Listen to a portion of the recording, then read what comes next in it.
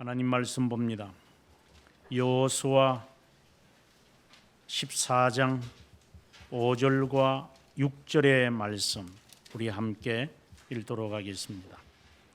이스라엘 자손이 여호와께서 모세에게 명령하신 것 같이 행하여 그 땅을 나누었더라. 그때에 유다 자손이 길갈에 있는 여호수아에게 나오고 그니스 사람 여분네 아들 갈렙이 여호수아에게 말하되 여호와께서 가데스 바네아에서 나와 당신에 대하여 하나님의 사람 모세에게 이르신 일을 당신이 아시는 바라. 아멘.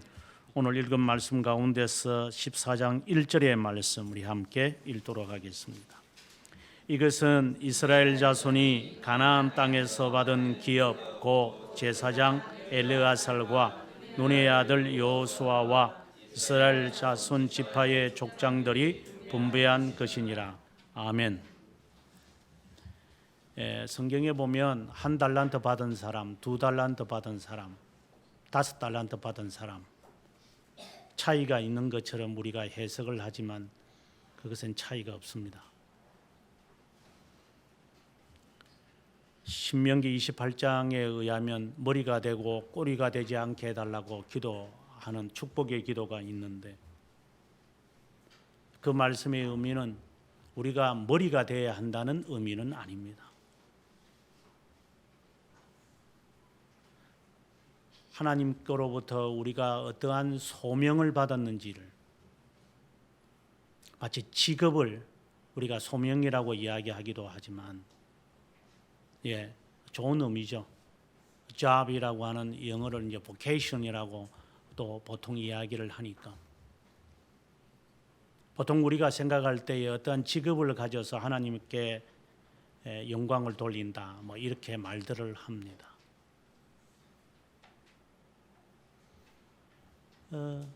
그러한 직업을 가지고 통해서 하나님께 어떤 영광이 될까요?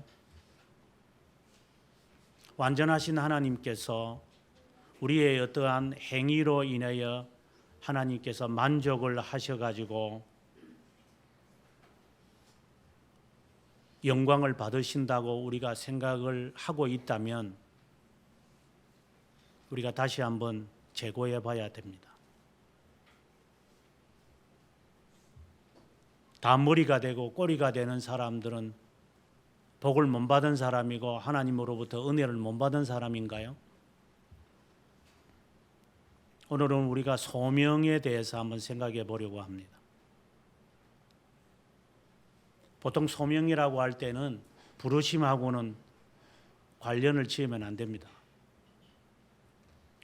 부르심이라는 그 영어는 conversion, 중생이라는 단어와 관련이 있고 오늘 제가 말씀을 드리고자 하는 소명이라는 것은 부름에 관한 이야기입니다.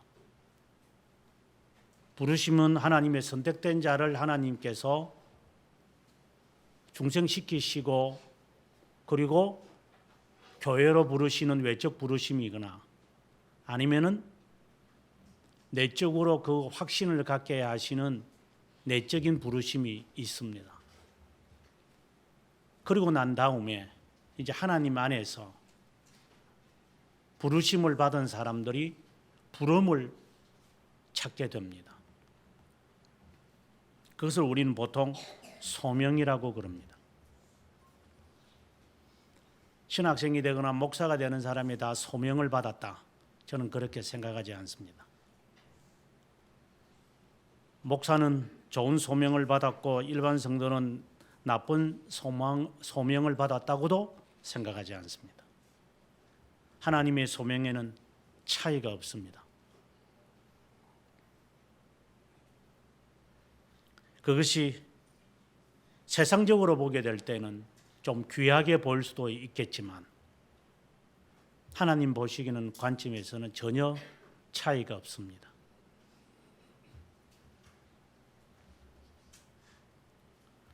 어떤 사람들은 어떤 직업을 통해서 하나님께 영광을 돌리겠다고 하면서 하나님의 소명을 받았다고 합니다. 그래서 그 소명을 통하여 하나님께 영광을 돌린다고 우리는 여러모로 표현을 합니다. 어떤 사람은 공부를 해서, 어떤 사람은 골대에 볼을 넣고 난 다음에 하나님께 영광을 돌린다고, 자기는 그 운동 종목에 소명을 받았다고 합니다. 소명이 어떠한 것인지에 대해서 관심이 있습니다. 소명의 종류에 관심이 있습니다. 1달란트보다는 2달란트가 낫겠지요. 2달란트보다는 5달란트가 낫겠죠. 그래서 주님께서 그런 비유를 든 거 아닐까요? 이렇게 이야기를 하면서 사람들은 1달란트 있는 사람에게 뺏어서 5달란트에게 주지 않았습니까? 그런 걸 보면 하나님이 또 5달란트 받은 사람을 더 귀하게 보는 거 아니겠습니까? 성경을 그렇게 왜곡하면서까지 하나님이 우리를 마치 차별하면서 질적인 것을 따라가지고, 우리가 보는 질이죠, 하나님께서 보상을 한다는 보상 심리에서 그러한 해석들이 나오게 됩니다. 중세 시대로 가게 되어지면은 이것은 성직주의에 빠져가지고, 당시는 봉건 사회였기 때문에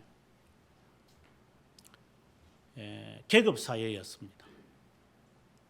그래서 평생 노예면 노예로 살아야 하고, 평생 평민이면 귀족이 될 수가 없습니다.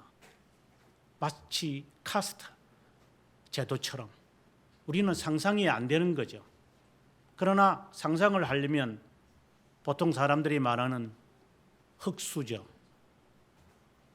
금수저 이렇게 하면 이야기되는지 모르겠습니다. 그래서 흙수저와 같은 이런 부류에 있는 사람들은 탈출을 해서 금수저가 되고 싶어하는 마음을 우리는 누구든지 갖고 있습니다. 그래서 돈을 벌어야 되겠다. 그래서 좋은 직장에 들어가야 되겠다. 그리고 좋은 지위를 차지해야 되겠다. 이렇게 해서 마치 자기가 금수저인 양 그렇게 살아갑니다. 나는 그것에 부름을 받았다고 사람들은 착각에 빠지죠. 그러나 주님께서 부자가 하나님의 나라에 들어가는 것이 얼마나 어려운가 보라고 하는 말씀은 전혀 인용하지 않습니다. 거기서 말하는 부자는 마음의 부자를 말하는 거다. 이렇게 또 재해석을 해서 내가 부자냐? 내가 높은 자리에 있는, 나보다 높은 자가 더 많지 않느냐? 이렇게 이야기를 해서 끊임없는 이 욕망을 신앙인 양, 이것이 마치 하나님으로부터 받은 부름인 양 착각 속에 빠지는 사람들. 조금 좁혀서 신학교 학생들 인터뷰를 하다 보면 너 왜 우리 학교에 왔느냐 이렇게 이야기하면 하나님의 부름을 받았대요. 부름을 너 어떻게 받았느냐 이렇게 물어보면 각양으로 이야기를 합니다. 수십 명씩 인터뷰를 해보면 제가 볼 때에 그렇게 대답하는 사람 가운데 10%도 참된 소명이라고 저는 보질 않습니다. 그 소명을 자기 착각에 빠지는 사람들이 있어요. 제가 저희 학교에 오기 전에 봉적을 했던 신학교가 있었습니다. 거기는 주로 야간 학생들이 많았는데, 야간 학생들이 주로 이제 나이는 낮에는 직장 생활을 하고 저녁에 교회에 옵니다. 여기 신학교 와서 공부해서 목사가 되고자 하는 사람들입니다. 거기는 장로도 있고 집사도 있고 권사도 있고 별 종류의 사람들이 많습니다. 지금에 와서 20년이 지난 지금에 와서 그들이 무엇을 하고 있는지 돌이켜보면 20%도 안 되는 사람만 목회를 하고 있고 나머지는 뭘 하고 있는지 모르겠습니다. 다 소명받았다고 다 왔는데 모르죠. 20년 후에 또 어떻게 될는지 지금까지만의 이야기를 볼 때 그렇습니다.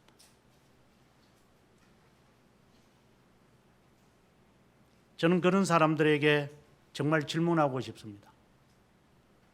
너 정말 소명받았냐? 자기 소리를 들은 거 아니냐? 너 마음속에 너 바람을 너가 하나님이 말하는 것이라고 착각 속에 빠지는 것이 아니냐? 왜 신학교 왔느냐 이러면 대개적으로 하는 말이 주위 사람들이 자꾸만 가라고 해서 왔다고. 그게 하나님이 부름의 증거 가운데 하나래요.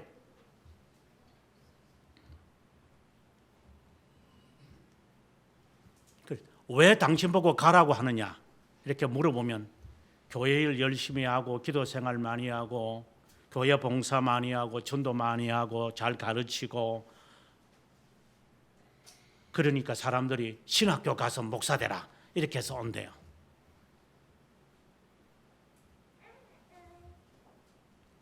이것을 우리가 다른 쪽으로 본다면 너는 거기에 재능이 있으니까 너는 하나님이 그 직업을 갖도록 그 사랑을 만나도록 하나님이 불렀다. 이렇게 자기 착각에 빠지는 사람들. 되게 정신없는 전도사가 교회 청년을 두고 하는 말이 하나님이 당신과 결혼하라고 나를 불렀습니다. 이렇게 말하는 정신없는 애들이나 똑같은 이야기죠. 하나님이 이렇게 하라고 했대요. 자기 최면이 아니라 하나님이 했다고 제3계명을 어기고 있는 사람들. 정신병자들이죠. 아주 극단적으로 표현을 하면. 마찬가지로 우리의 삶에 있어서 우리는 각양각색의 부름을 받는데 그 부름이 하나님께로부터 왔는지 어떻게 알아요?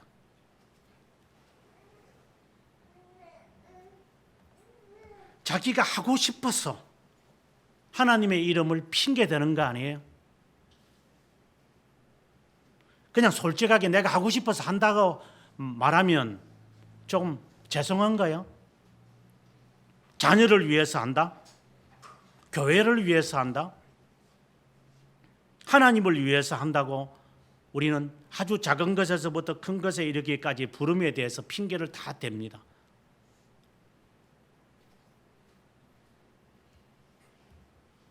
정말 잘 이해가 안 됩니다.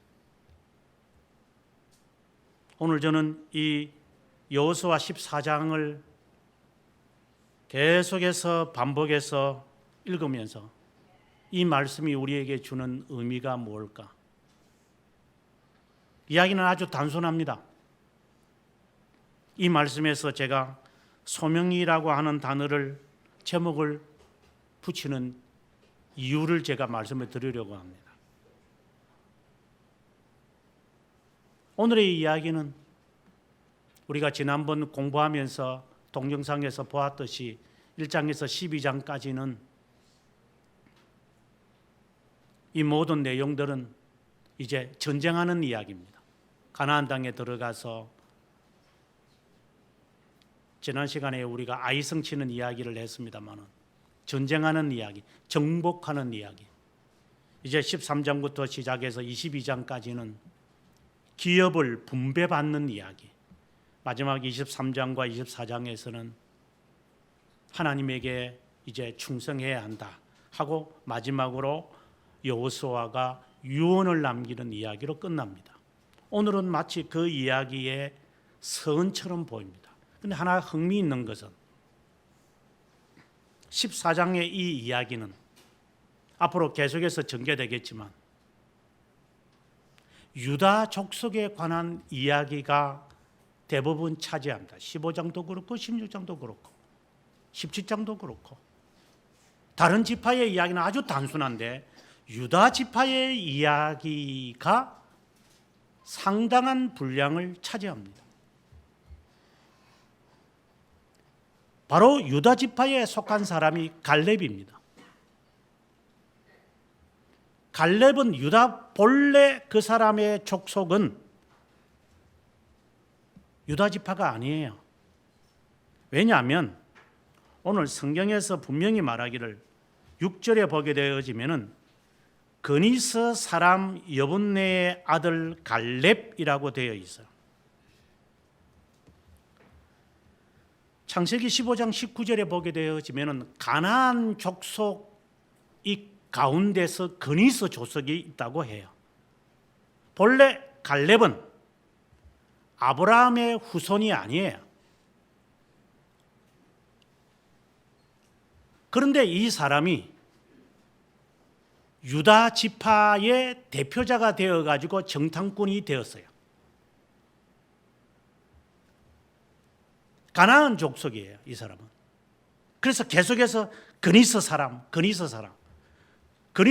가운데서도 특별히 이 사람은 어느 족속이냐면 역대상 4장 15절에 보게 되어지면은 그 사람은 에돔 지파, 다시 말해서 이 에돔은 우리가 이스마엘, 에서의 후손인데 야곱을 하나님이 택하고 에서를 버렸는데 그 에서 족속 에돔의 한 사람이 바로 그니스예요. 그러고 보면 가나안 땅의 사람으로서 에돔 지파의 사람이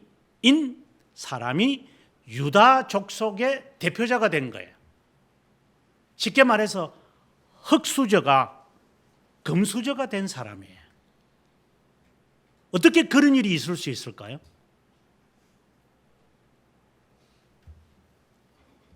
정통 여호수아의 사람들과는 다르게 12지파의 그 명성이 있는 사람들과는 전혀 다르게 가나안 족속이고 버림을 받은 에돔 족속의 한 부류의 사람이 여기에 족보에도 그니스 사람이라고 계속해서 이 갈렙이라는 이름만 나오면 그니스 사람이라는 단어가 계속해서 따라와요.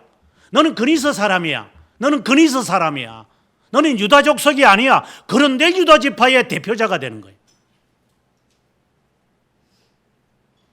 어떻게 보면 굉장히 횡재난 사람이죠.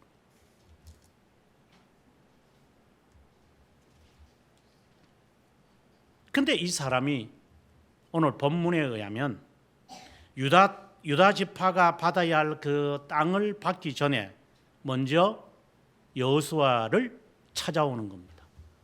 땅을 이제 분배해야 되겠는데 땅의 분배는 크게 둘로 나누어져요. 요단 동편, 요단 서편. 요단 동편의 이야기는 13장에 나와 있어요. 그리고 레위 지파 너희들은 받지 못한다 하고 동편의 세 지파, 즉 므낫세 반지파와 갓지파와 루벤 지파를 빼놓고 이제 9지파에 관한 이야기, 그리고 9지파에 관한 이야기를 지금 해야 되는데 먼저 갈렙의 이야기가 시작하는 거예요. 나중에 우리가 이야기하겠지만 갈렙이 땅을 차지하겠다고 했던 그 땅, 그는 언덕이에요. 그리고 산이에요. 산악지방. 그 산악지방이 나중에 헤브론이라고 되어지는데 본래 15절에 보면 그 땅의 본래 이름은 기랏 아르바라고 하는 아낙 사람, 우리가 말하면 덩치들이 큰 거인들이 살고 있는 그 땅을 차지해서 이름이 헤브론이 돼요. 헤브론이라고 하는 그 땅은 나중에 다윗이 통일하고 난 다음에 수도로 정하는 곳이 헤브론이에요.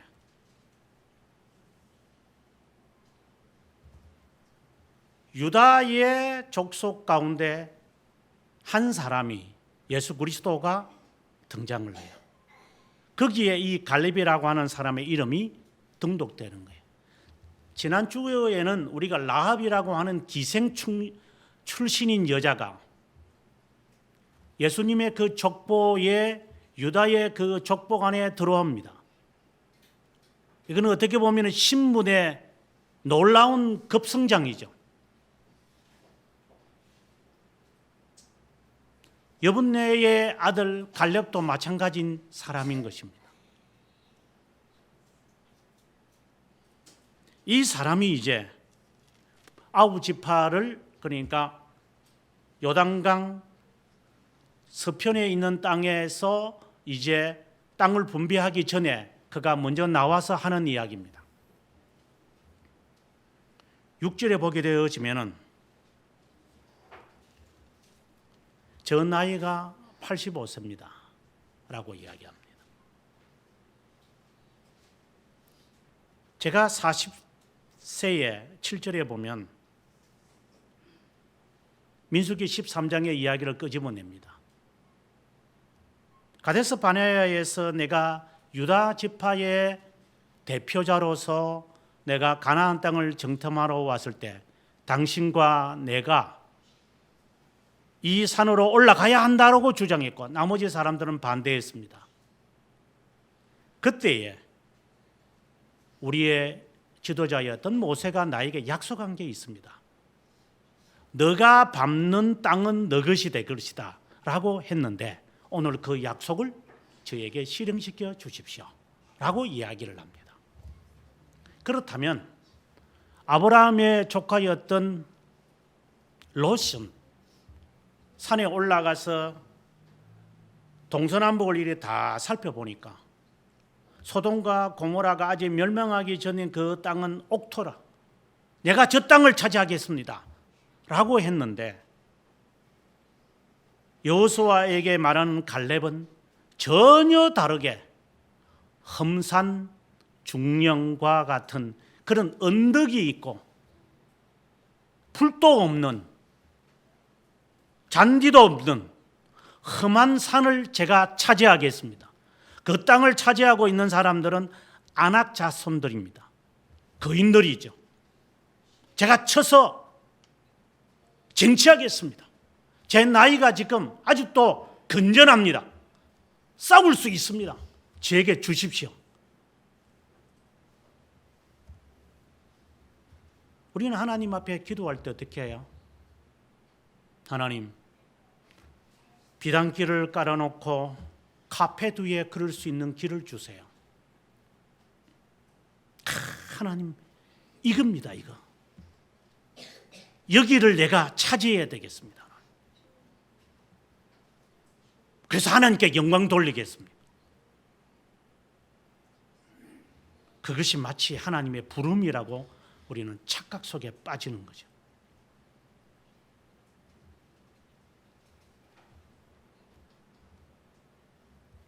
어두운 곳에 촛불을 밝힌다고 생각은 하지 않고 높은 언덕 위에 올라가서 횃불을 높이 들겠습니다. 그래서 많은 사람들이 나를 바라보고 그리스도로 오도록 내가 만들겠습니다. 하나님이 저를 높이 들어주십시오.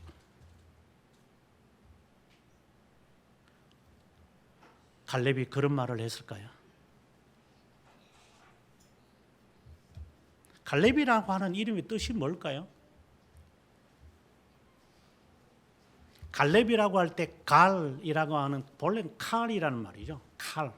칼이라는 것은 모든 것이라고 하는, 모든, 영어로 말하면 whole, 전체라고 말해요. 랩이라고 하는 것은 심장을 말해요. 심정.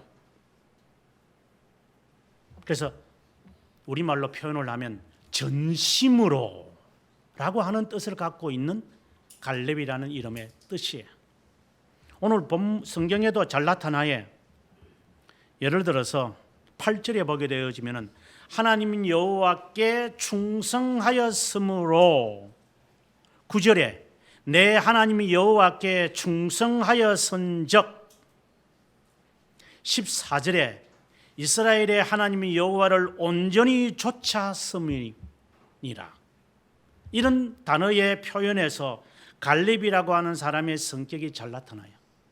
갈렙이라는 사람은 전심으로 살아간 사람이에요. 한 부분은 챙기고 한 부분을 드리는 삽비라와 아나니아가 아니라 삶 자체를 전심으로 드리겠다라고 하는 거예요. 오죽했으면 20세 이상 되는 사람들을 하나님이 다 죽이더라도 갈렙을 살려놓았겠어요. 너는 들어가라. 나머지는 다 죽여버리겠다. 나머지는 다 이중 마인드를 갖고 살고 있는 자들이니까. 여차하면 발을 빼고, 여차하면 도망가고, 여차하면은 포기하는 사람과는 전혀 다른 사람들. 45년 동안 한 번도 그가 불평과 원망한 자가 아니에요. 성실하게 그는 살았어요. 하나님 앞에. 시중에 보면 30년 전통의 음식점, 30년이 긴 겁니까? 나는 30년, 40년, 50년이라는 것이 사람들이 길게 느껴지고, 오죽했으면 30년, 50년을 사람들이 길다고 보는 것 같은데, 그건 긴 거 아닙니다. 속지 마십시오. 100년, 200년 했으면 괜찮겠죠. 저는 그거는 진짜 백이라고 저는 생각합니다. 30년, 40년이 20대들이 볼 때는 오래된 것처럼 보이지만, 제가 볼 때는 그거는 90년대에 만들어진 거잖아요. 80년대에 만들어진 거잖아요. 70년대에 만들어진 거잖아요. 70년대, 80년대에 세상에 없었던 사람들은 그게 오래된 것처럼 보이지만, 마치 우리 어린아이들이 옛날에 5살밖에 안 된 게 옛날에 하는 이야기나 똑같은 이야기 아니에요? 지가 산 만큼 오래됐다고 보니까 30년, 50년 한 게 뭘 그게 오래된 겁니까? 그게 평생을 그렇게 살았다면 이해가 돼요. 지금 여호수아와 함께 갈렙이 하나님에게 인정을 받은 자로서 그가 나이가 84세라고 그랬어요. 마치 120세가 되었던 모세가 눈이 흐리지 않았다고 했어요. 아직 죽을 때가 된 것도 아니에요. 모세는 노안이라는 것이 인간에게 오는데, 하나님은 모세에게 그냥 너 죽자. 모세는 예, 제가 죽겠습니다. 우리는 상상을 초월하는 거예요. 그것은 모세가 어떤 자이라고 하는 사실을 우리가 아주 잘 알 수 있는 이야기예요. 먼 곳을 바라보고 그냥 그는 거기에서 세상을 떠나는 겁니다.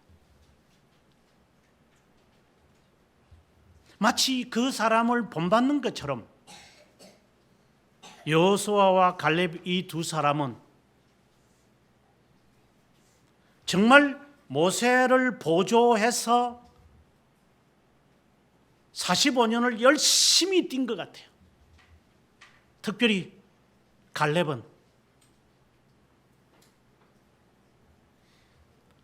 아직도 내가 전투에 가서 내가 전투할 수 있을 정도입니다. 그렇다면 물론 실제로 그랬는지는 정확하게 모르겠지만 물론 그랬겠죠. 그는 보통 사람은 아니라는 거 틀림없어요. 그리고 3번이나 반복을 하면서 그는 하나님께 충성했습니다. 그에 대한 평가예요. 15구절밖에 나오지 않은 데서 당신은 충성된 사람이다. 온전히 하나님을 섬겼다. 그는 이름값을 하는 사람이에요. 아마 제가 볼 때는 다말처럼 라합처럼 이방인 가운데서 하나님의 자녀가 되어지고 그의 성실함이 얼마나 대단했는지 유다 지파의 지도자가 될 정도 같으면 그는 정말 충성한 사람이죠. 기라슨과 같은 사람들이 살았던 그 가운데서 유다 지파의 지도자가 될 정도면 얼마나 그가 성실하게 그는 살았을까요? 그리고 45년 동안 그는 묵묵히 어떠한 지위를 그는 논하지도 않았어요. 그리고 이제 땅을 배분하는 시점에 유다 지파들을 다 모은 상황 속에서 그가 하는 말이 제가 험지로 가겠습니다.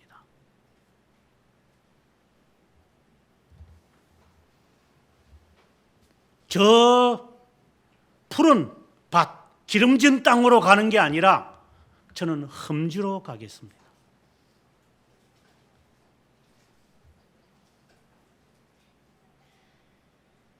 보통 우리가 하나님께 기도할 때 어떻게 기도합니까?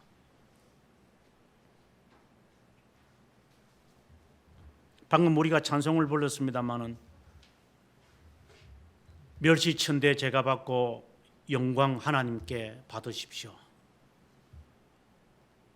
저는 이 찬송을 잘 부르질 않습니다.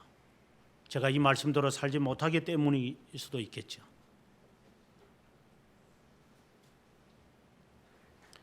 선교사로 가는 게 다 이 험지인 줄 알아요. 저는 험지라고 보지 않습니다. 여러분들보다도 저는 선교사들을 더 많이 알고 있습니다. 험지가 아닙니다.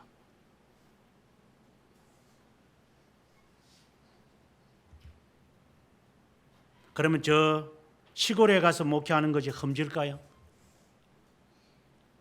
그런 지형적이고 그리고 가시적인 것을 두고 험지라고 저는 말하지는 않습니다.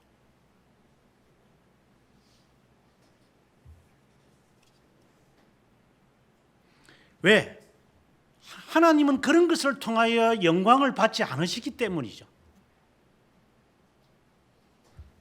예를 들어서 자녀를 키워놓고 사람들이 내가 어떤 일을 해서 내 일을 내가 해야 되겠다 하면서 자신의 재능을 맞추어 가지고 이렇게 하면 하나님이 기뻐하시겠지. 그렇게 설정해놓고 가상적인 것을 정해놓고 이제 내가 이것을 통해서 하나님께 영광 돌리리라 하고 그렇게 설정하고 난 다음에는 그 다음부터 그 안에 방해되어지는 것들은 다 재버립니다. 이게 다 하나님의 그 뜻 가운데서 다 틀린 거야. 이것이 내가 하나님의 뜻이야. 과연 하나님의 뜻인가요? 지가 하고 싶어서 하는 거지. 과연 그게 흠질까요?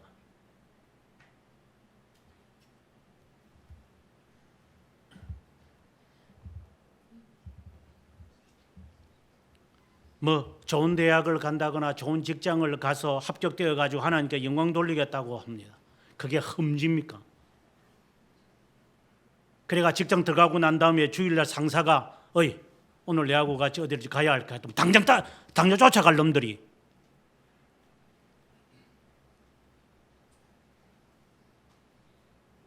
그걸 하나님의 영광이라고 덧붙여놓고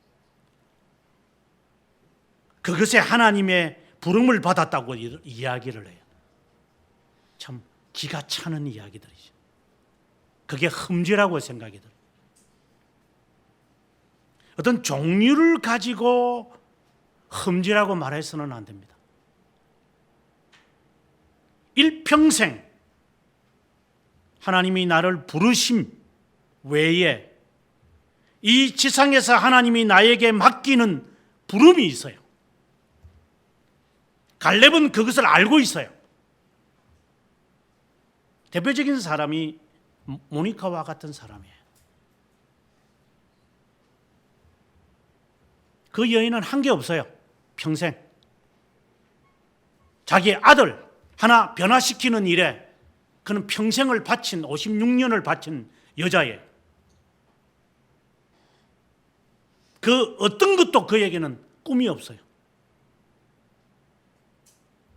저는 부모의 자격은, 부모의 부름은, 제1의 부름은 자녀를 개종시키는 거예요.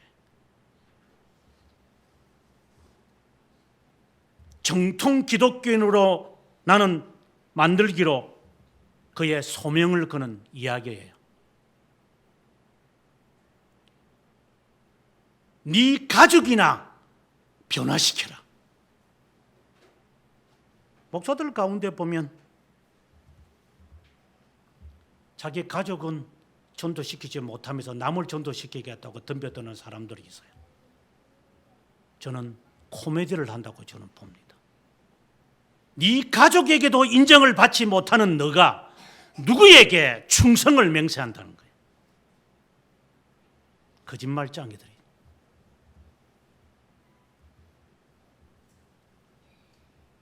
부름이라는 것은 직종이나 지위나 그것을 말하는 것이 아니라 충성을 어떤 일에 내가 할 것이냐에 달려 있는 거예요.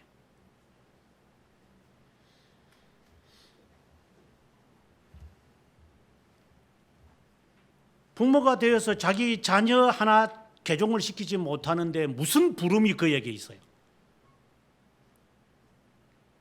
모든 것을 포기하고 거기에 매진해야만 해요. 그게 진정한 부름이에요. 직업, 돈, 명예 아무 소용이 없어요. 그에게는. 천하를 다 얻으면 뭘 해요? 영원히 죽어버리는데 죽을 자식을 낳은 거잖아요. 결국은.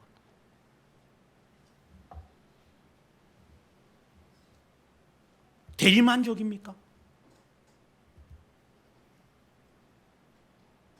불신자 가정에서 하나님이 나를 불렀다. 하나님의 부름의 목적이 뭘 것 같아요?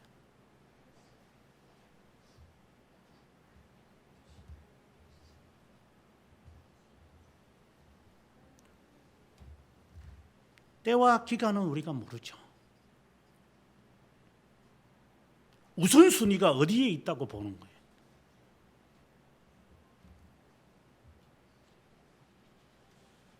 평생에 하나님이 나를 향하신 부름이 있어요. 소명이 있어요.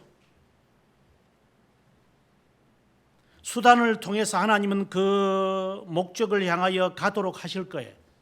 하나님은 우리 각자에게. 그때에 여호수아처럼 여호수아가 아니라 이 갈렙처럼 이러한 자세가 아니면 그 소명은 거짓된 소명이에요.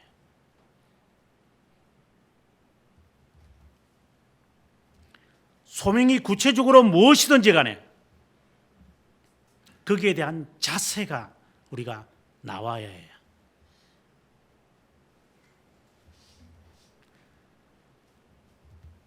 제가 부목사가 되고 난 다음에 제가 부산에서 이제 유학 가기 전에 이제 2년간 부교육자가 되었습니다. 이제 부목사 정도 되면 이제 소명감이 점점 잃어갈 때입니다. 신학교 갈 때의 마음하고 한 5년 지나고 나면 사람이 이렇게 색깔이 변하게 되어 있습니다.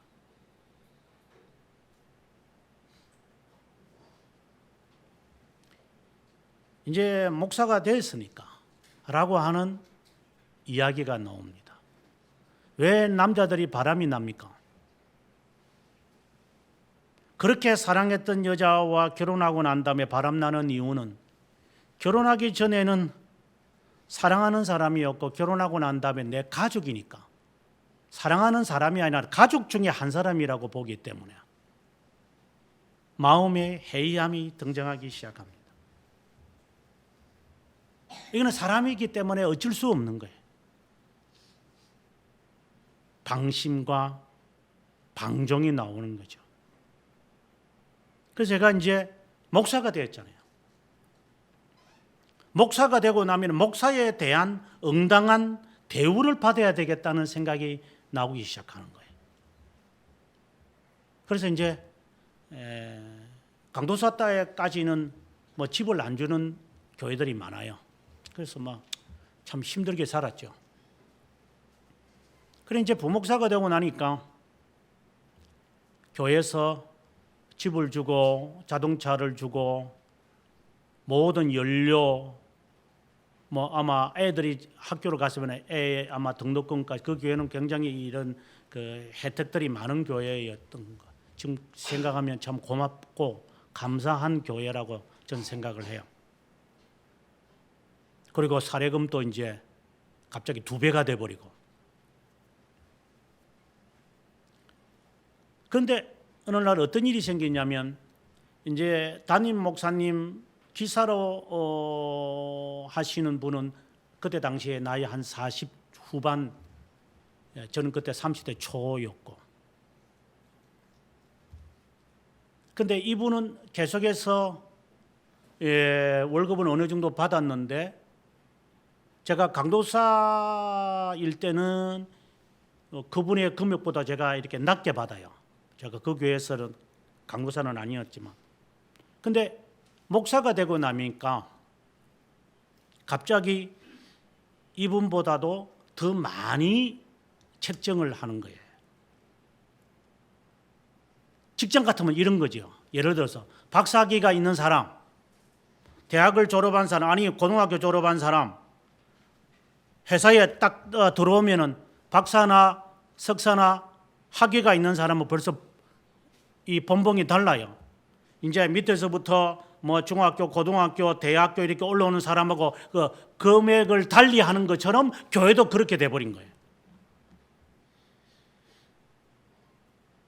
그러니까 이 기사분은 나이가 40대 중반 되면 애들도 중고등 학생이 되어지는 상황인데 돈은 참 힘든데 부목사 이상은 받을 수 없다는 거예요. 그래서 부목사의 월급을 올려야 이 사람도 올라가는 거예요. 근데 부목사의 월급은 못 올리게 했으니까 그럼 이 사람은 계속해서 묶여 있는 거예요. 그 밑에.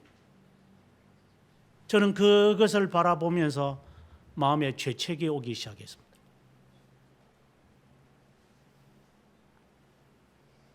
만약에 내가 더 이상 이 사회에, 그때는 저는 사회라고 보는데 사회에 머무르면 나는 타락하겠구나.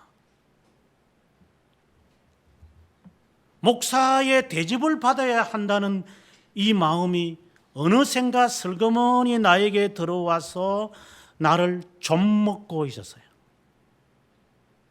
응당한 대우를 해달라는 거예요. 내가 석사학위를 받았으니까 응당한 대우를 해달라는 거예요. 소명은 어디 갔는지 없어요.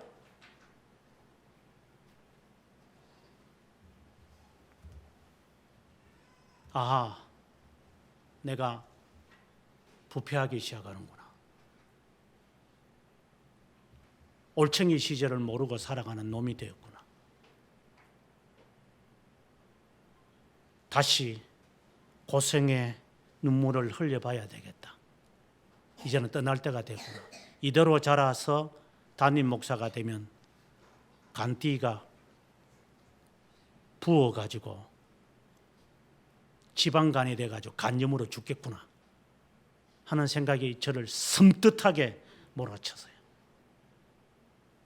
그래서 저는 떠나야 한다 이제.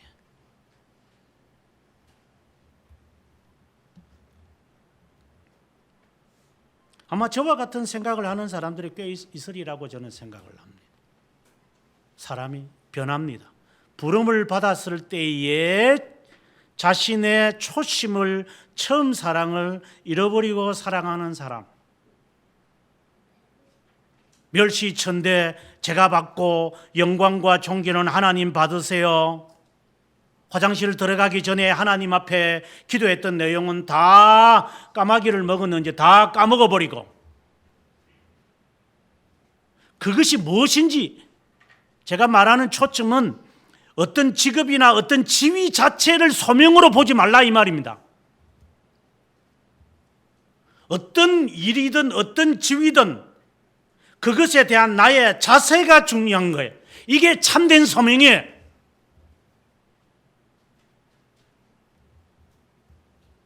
갈렙처럼 최선을 다해야만 한다. 전심으로 여기에 몰입을 해야 되는 거예요. 학생은 학생의 부름을 받았으니까. 공부 안 하고 게임하는 놈들은 그거에 대한 징벌을 받아야 되고,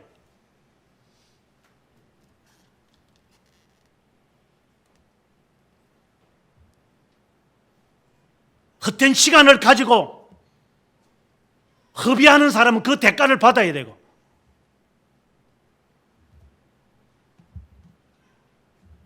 어떤 일을 가지고 소명을 받았다고 말하지 마라 이 말이에요. 어떤 자세에 임할 것이냐, 그게 진심이냐. 하나님에게는 우리가 생각하는 것처럼 지위에 따라서 하나님이 1달란트, 2달란트 하는 것이 아니기 때문에 주님이 꾸짖은 것은 나를 그런 사람으로 알았느냐? 그래서 너가 너 집에서 그것을 숨겨두고 있었느냐?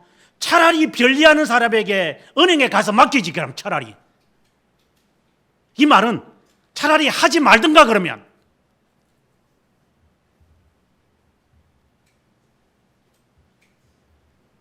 무슨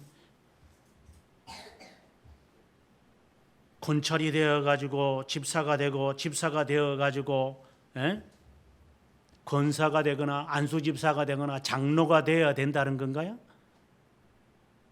이게 어느샌가 교회에 들어와가지고 너 나이가 이만큼 됐는데도 너 아직 장로가 못 됐었냐? 너 지금 나이가 몇 살인데 아직도 너가 아직 권사가 못 됐느냐? 체면차린가요? 그의 성실함에 다르게 나타나는 거죠. 하나님께서 어떤 것을 나에게 맡기시더라도 오늘 갈렙처럼 갈렙하겠습니다. 그 다음에 또 하나 우리가 살펴야 되는 두 번째는 참된 소명에 관하여, 갈렙은 어디서 이러한 힘이 나왔을까요? 1차적으로 볼 때는 이분이 하는 말대로 아직도 내가 싸울 수 있다고 장담을, 11절에 보면 그때나 지금이나 40년 전이나 지금이나 내가 동일해서 싸움에 출입할 수 있다, 그렇게 이야기를 한다면 우리가 갈렙의 그 소명 의식을 한번 점검해 봐야 돼요. 저 힘은 어디서 나오는 것인가? 실제로 그랬을까요? 40난 대 사람과 80된 사람의 힘이 그게 같다고 볼 수는 없어요. 그러나 그는 장담을 할 수 있을 정도의 그 힘은 어디서 발생되는 걸까요?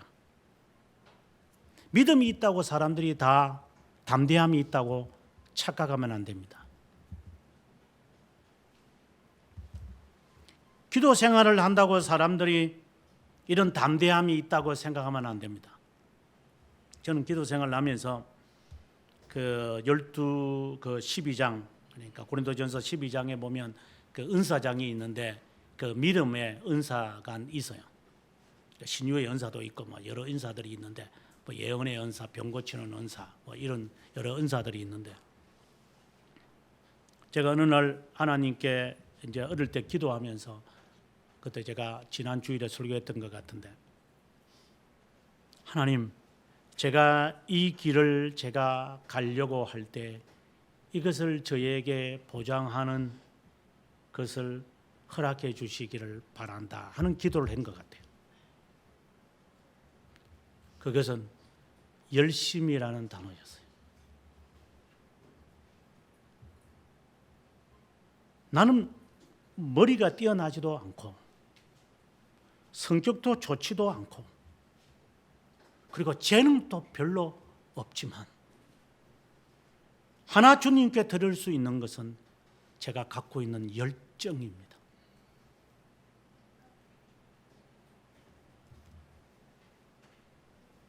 제가 드릴 수 있는 것은 제 육체적 건강도 아니고 제 육체적 삶 생명도 아니고 제가 갖고 있는 열정을 주님께 드리겠습니다.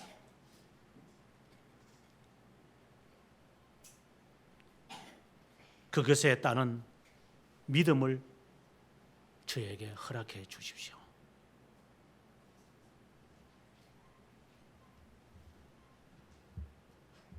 지금에 와서 돌이켜보면 저는 그 은사를 받았다고 저는 개인적으로 생각합니다.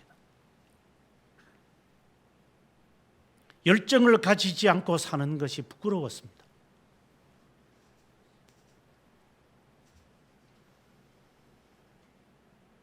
열심을 품고 주를 섬겨라.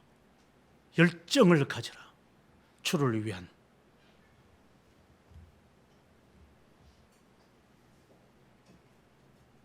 지금 갈렙이 이러한 열정은 어디에서 나왔을까요? 믿음이 있다고요? 믿음이 있으면 다 생기는 걸까요? 아닙니다. 오늘 본문을 다시 한번 여러분들이 보시면 6절부터 갈렙이 여호수아에게 한 이야기가 있어요. 45년 후에 하는 이야기입니다. 하나님의 사람 모세에게 약속한 것이 있습니다. 특별히 9절에 내 발로 밟는 땅은 영원히 너와 내 자손이 기업이 되리라고 하셨습니다. 마치 유라굴로 태풍을 만난 바울 사도가 태풍을 만났을 때 많은 사람들이 살겠다고 물건 다 버리고 아우성을 치릅니다. 그때 그가 14일 동안 고생을 하는 사람들을 향하여 이야기하는 겁니다. 여러분 염려하지 마시오.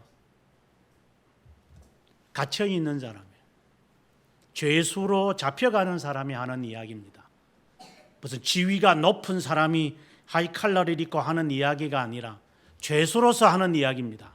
여러분 안심하십시오. 어젯밤에 내가 섬기는 하나님이 내 곁에 서서 하시는 말씀이 여러분의 생명에 하나도 손상이 없다고 했습니다. 저는 그렇게 말하신 하나님을 나는 믿습니다. 여러분 두려워하지 마십시오. 노예의 신분에 있어야 할 자가 사람들에게 안심을 주고 그 말 그대로 이루어집니다. 그 담대함은 어디서 나옵니까? 저는 참된 소명을 가졌다 바랐다라고 하는 사람이 가져야 할 두 번째 자세는 하나님으로부터 받는 담대함입니다. 담대함이 없기 때문에 사람들을 의존합니다. 눈치를 보는 거죠. 여기에 조금 저기에 조금, 여기에 교훈에 여기에 교훈, 저기에 경계에 여기에 경계를 이렇게 해서 하나를 이렇게 모자이크로 만들 거래. 담대함이 없기 때문에. 네가 가는 길에 대한 자신이 없으니까 자꾸만 물어봐야 되고 뒤돌아봐야 되고 주저앉아야 되고 실망하고 가는 길이 지그재그로 자꾸만 걸어가고 자신이 없는 거예요. 이게. 참된 소명을 가지지 않은 자는 그런 자예요. 내가 무슨 말을 선포해야 되는지, 무엇을 내가 행해야 하는지, 왜 행해야 하는지에 대한 자신감이 없는 거예요.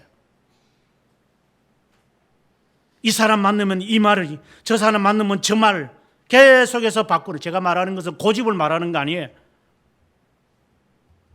줏대를 말하는 것도 아니에요. 하나님으로부터 오는 담대함. 그 담대함이 있으면 공포는 사라지죠. 왜? 이 길이 확실하기 때문에. 편법주의자로 살지도 않고 편익주의자로 살지도 않아요. 그대로 가는 거예요. 그럼 이것은 어디서 나오는 거예요? 이런 담대함은 기도 많이 하면 얻을 수 있다고 생각이 들어요? 예, 기도해야죠. 말씀을 많이 읽으면 된다고 생각하세요? 예, 말씀 읽어야지요. 이것보다도 더 중요한 게 있는데 말씀과 기도를 제외해서는 안 돼요. 이것은 기본이니까. 이것이 항상 같이 와야 합니다. 그러나 이것보다도 더 중요한 것이 있어요.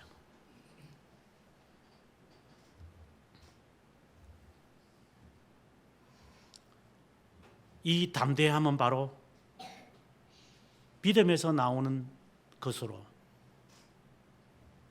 이 담대함은 바로 양심이 깨끗한 데서 나오는 거예요. 양심이 깨끗하지 않으면 담대함은 없어요.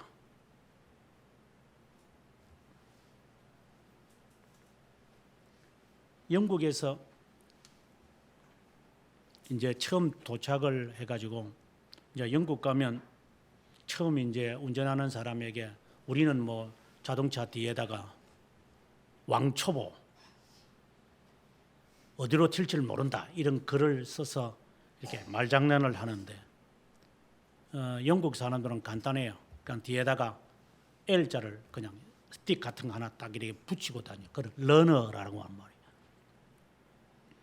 호주도 그렇더구만. 영국과 관련되면 그 남아공도 그렇고 그것이 그린 칼라가 있고 레드 칼라가 있어요. 그린 칼라 L자를 붙으면 이제 그 옆에 이제 쉽게 말해서 장롱 면허를 갖고 있는 사람이 이제 운전을 이제 배우면서 해야 된다. 이제 그런 표현이에요. 그리고 빨간 L자를 갖다 붙이면 진짜 임시 이제 면허증을 받아가지고 운전 교습을 받는 사람을 말해요. 제가 이제 영국 가서 이제 오른쪽에서 이제 운전해야 되니까 그냥 L자를 어디서 하나 사가지고 더 갖다 붙였네. 이제 모르니까. 그래가지고 열심히 이제 하이웨이를 달렸네. 이 폴리스 오피서가 저를 불러요. 왜 부르냐고 하니까 너 러너냐 해서 뭐 러너라고 이러니까 근데 왜 하이웨이에 왔느냐 그래서 아니 그게 아니라 내가 국제 면허증을 갖고 있어서 지리를 잘 몰라서 그렇다니까 그럼 L자 떼라. 내가 L자 뗐어요.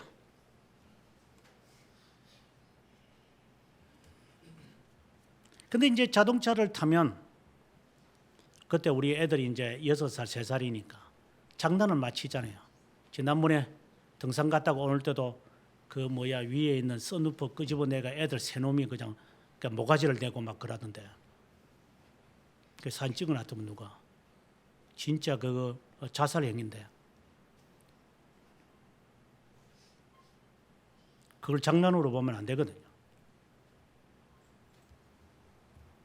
아무튼 이게 자동차를 사면은 애들은 타면 이놈들은 시트벨트 하는 거 답답하고 막 귀찮으니까 저끼리 막 장난하고 그러잖아요. 근데 하이웨이를 지금 가고 있는데 쌤하고 보금이가 그래 장난을 치더라고 뒤에서. 그래서 폴리스 앞에서 온다 하니까 진짜 그 뒤에서 오고 있더라고. 너희 두 놈을 잡으려고 온다고. 그래 차를 이제 옆으로 싹 스피드를 조금 이게 리듀싱 했죠. 이래. 속력을 줄이니까 막 이제 완전히 쫄아서 이제 폴리스 오피서. 그래가지고 쑥 지나가더라고. 우리한테 온 건 아니고 이제 다른 사람 때문에 온 건데.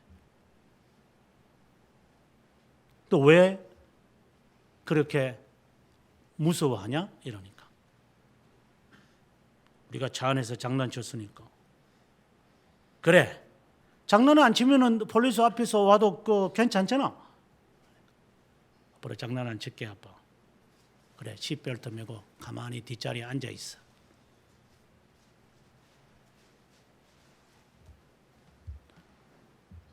양심이 깨끗한데 무슨 두려움이 있어요? 담대함은 선한 양심에서 나오는 거예요. 하나님 앞에 하나님으로부터 받는 이 양심에 이 깨끗함이 없으면, 죄들의 용서에 대한 확신이 없으면 하나님으로부터 받는 담대함은 없어요. 참된 부르심은 하나님으로부터 받는 죄들의 용서의 확신을 가져야 합니다. 여기에서 담대함이 나와요. 하나님이 나의 아버지 되신다, 하나님이 나를 지키시는 분이시다 라고 하는 데서 담대함이 나오는 거예요. 그때는 겁이 없어요. 그 세상이 주는 겁하고는 조금 성격이 달라요.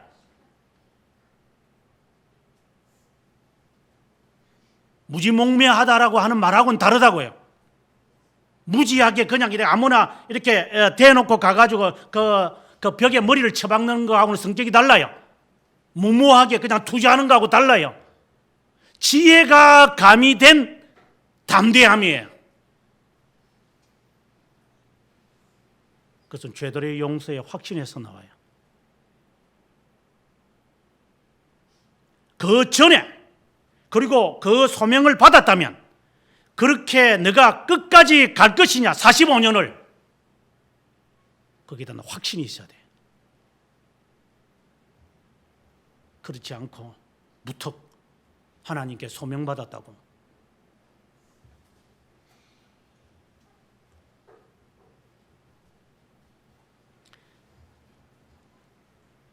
선한 양심, 죄들의 용서에서 담대함이 나온다 그랬어요. 제가 방금 또 다른 곳에서 이 담대함이 나오는 또 하나의 출구가 있는데, 그것은 오늘 본문에 나오는 갈렙에게 해당되어지는 내용이에요.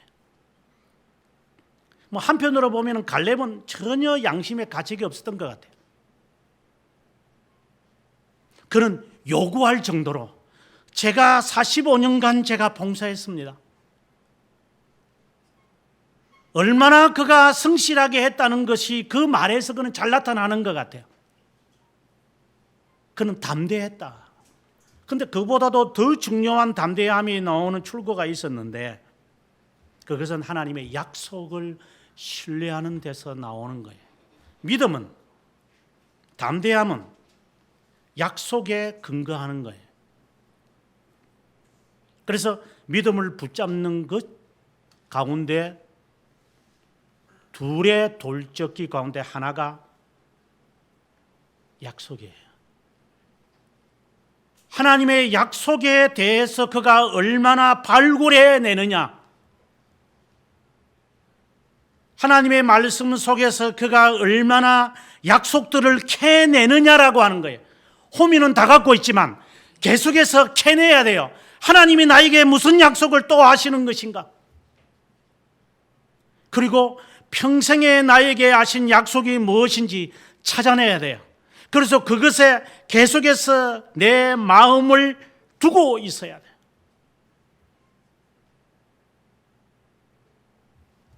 제가 공부를 해야 되겠다라고 했을 때에 받았던 약속 가운데 하나가, 여러 차례 반복을 했지만, 하나님이 일하시니 나도 일한다 라는 말씀이에요. He's working still. 그는 아직도 일하고 계신다. So am I. 나도 일한다. 하나님이 졸지도 주무시지도 않기 때문에 나도 졸지도 주무시지도 않을 거다. 하나님의 그 약속을 너가 얼마나 근거하고 있느냐, 말씀 속에서 그 말씀이 삶에서 하나씩 하나씩 이루어진다는 그 진실함이 너가 증명이 되느냐, 여기에서 담대함이 나오기 시작해요.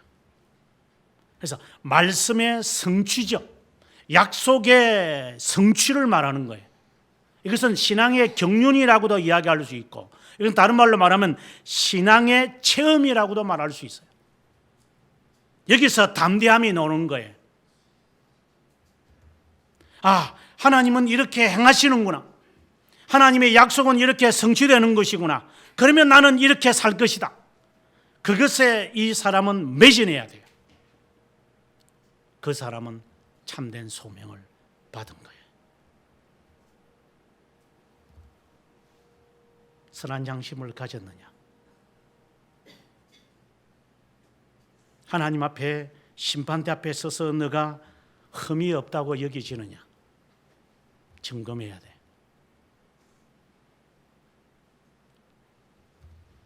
내가 가책이 일어나는데요, 제 주를 말하는 거 아니에요. 제 주를 말하는 거 아니에요. 재능도 말하는 게 아니에요.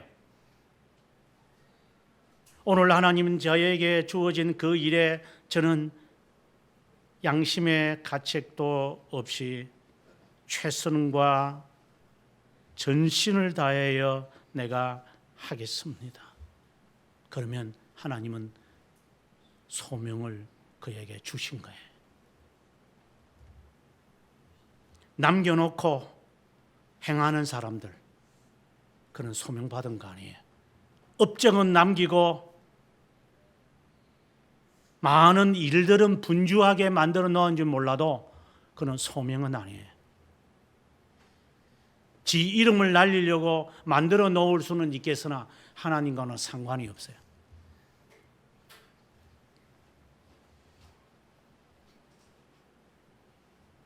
그리고 하나님의 부르심이라는 확정, 즉 부름에 대한 확정이 있으려면 말씀에 대한 확신이 있어야 돼요.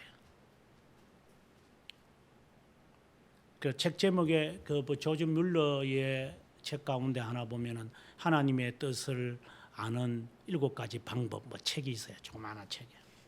저는 어릴 때 그 책을 그 도서관에서 빌려서 읽어봤어요.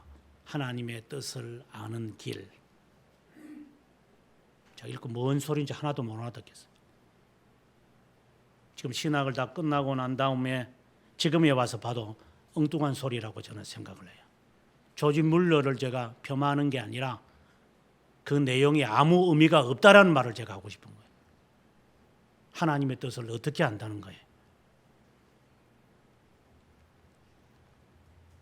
기도원처럼 여기에 양털을 이슬 있게 해주시고 마른 땅을 주게 해주세요. 그렇게 해서 하나님의 뜻을 알아차린다고요?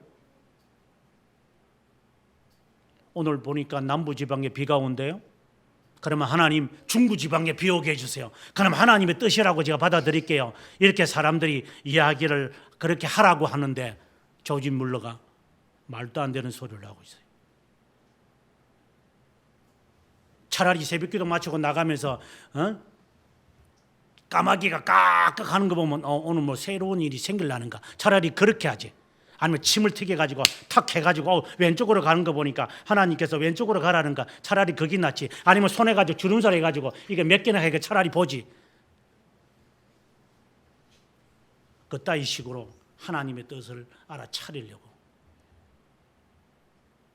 지 성실함과 지 열정과 깨끗함은 다 내팽개치고 그게 무엇이냐에만 관심이 있고 어떻게 하느냐에 대한 관심이 없는 자, 그러면서 부름을 받았다고?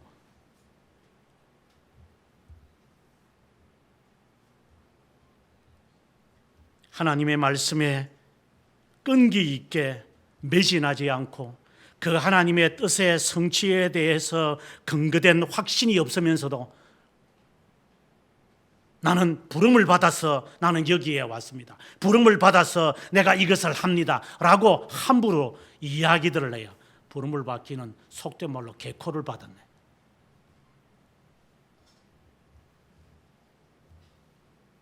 하나님의 이름을 함부로 빙자해가지고 망령되이 하나님의 이름을 사용하는 자들.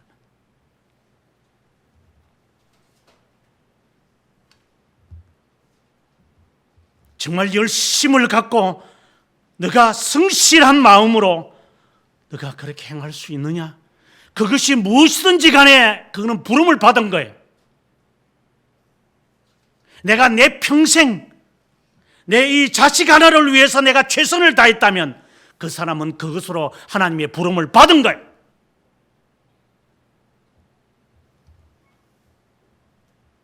업적을 남기려고 도토리 기적이죠.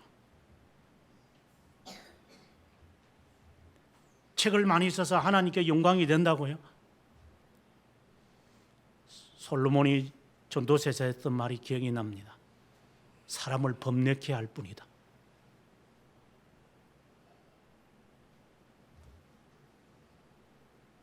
하나님의 이 말씀을 통하여 자기 해석을 해서 자기의 마음의 소리를 듣고 하나님의 뜻이라고 스스로 생각하는 사람들, 아니요.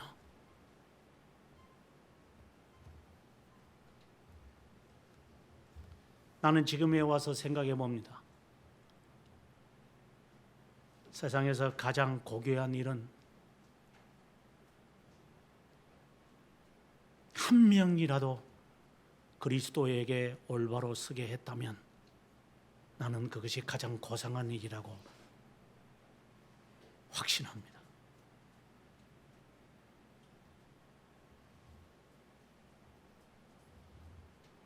그 대상이 내 자식이라도 좋고 아니면 내 친구라도 좋고 내 부모라도 좋아요.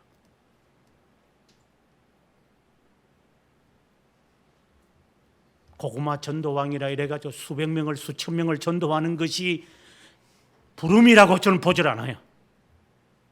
그 자체를 폄하하고자 싶은 마음도 없지만 그것을 부름이라고 저는 생각하지 않아요.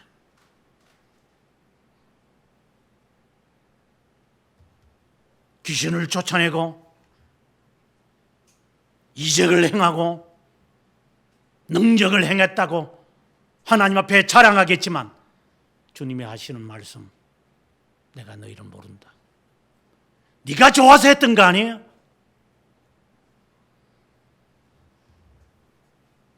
하나님의 뜻으로 나는 이 직업을 가졌다고 그래요. 지가 하고 싶어서 해놓고서는.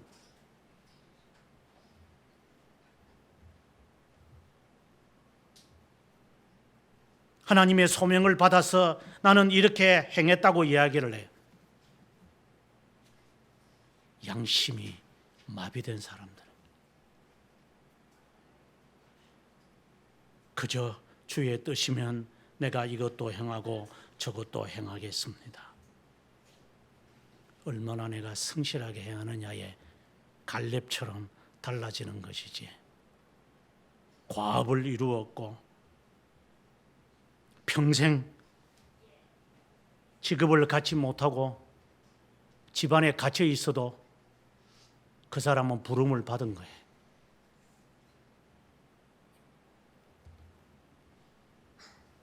하나님께서 그를 통하여 그 누군가를 개종시켰다면 그는 참된 부름을 받은 거예요. 이 세상에 사는 동안 무슨 일을 많이 하겠어요? 많은 일을 할 것도 없어요. 구원과 아무 상관도 없는 거고 그냥 자기가 하고 싶어서 하는 거예요. 먹고 마시고 입고 그냥 즐기고 싶어서 하는 거예요. 전도서의 말씀처럼 네가 하고 싶어서 하는 거다. 그건 네가 하고 싶은 네 몫이다. 그렇게 해라. 그것은 해가 되는 거 아니에요. 그러나 네가 심판을 받을 것이다.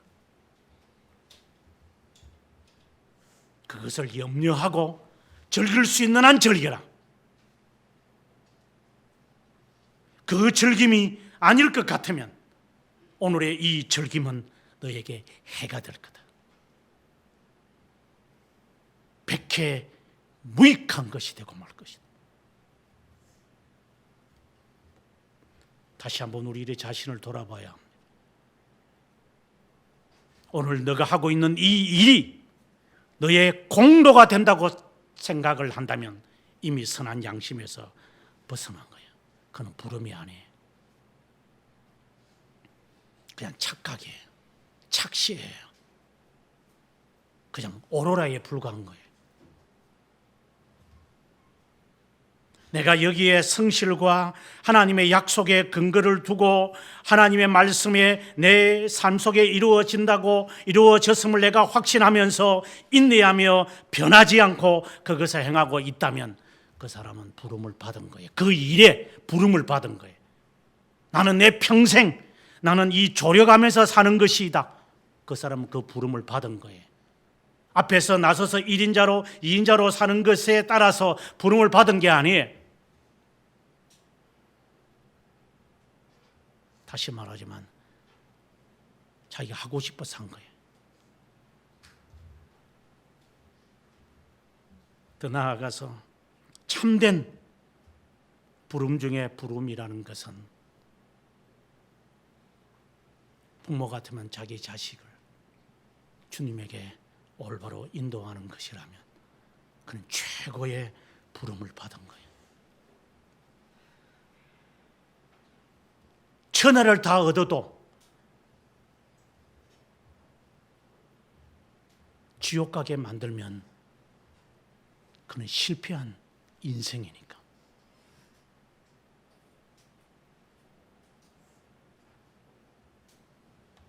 천하를 다 얻어도 지옥 가게 내버린다면 내 부모를, 그러면 그 사람은 실패한 인생인 거예요.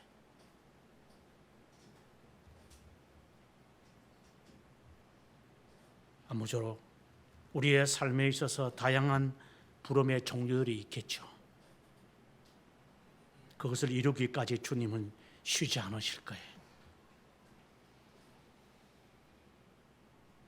하나님이 나에게 이 부름을 허락했다면 거기에 내가 선한 양심으로 선택했는지를, 여기에 다른 어떠한 흠 있는 것이 어린 양처럼 들여졌다고 한다는 사실에 대한 확신이 있어야 될 것이고, 두 번째는 끝까지 이것을 지켜나갈 수 있도록 약속에 근거하며 살 것인지를 판단해야 할 거예요. 그렇지 않으면서 하나님의 뜻이다, 하나님의 영광이다, 나는 몸 부름을 받았다 라고 한다면 그것은 제3계명을 어기는 것이 될 것입니다.